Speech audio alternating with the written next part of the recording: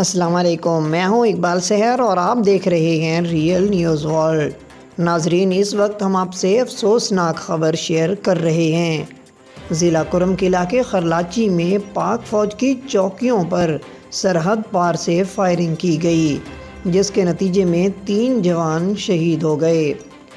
پاک فوج کے شعبہ تعلقات عامہ ISPR کے مطابق فائرنگ سے پاک فوج کے 3 جوان شہید ہوئے، جبکہ پاک فوج کی بھرپور جوابی کارروائی سے دہشت گردوں کو بھاری جانی نقصان کا سامنا کرنا پڑا۔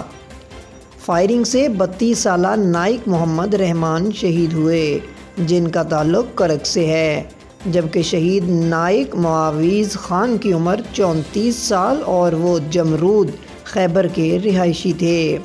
فائرنگ میں شہید ہونے والے تیسرے سپاہی عرفان اللہ کی عمر 27 برس تھی اور ان کا تعلق مالاکنڈ کے علاقے درگئی سے تھا۔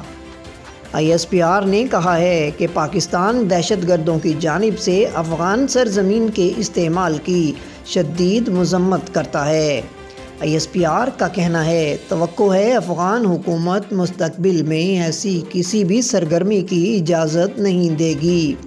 ترجمان کے مطابق پاک فوج دہشت گردی کی لعنت کے خلاف پاکستان کی سرحدوں کے دفاع کے لیے پرعزم ہے۔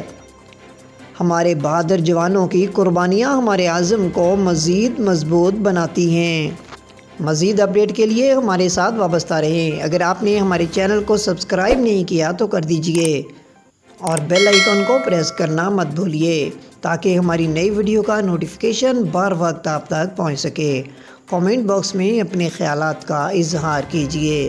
اسلام زندہ باد، پاکستان پائندہ باد۔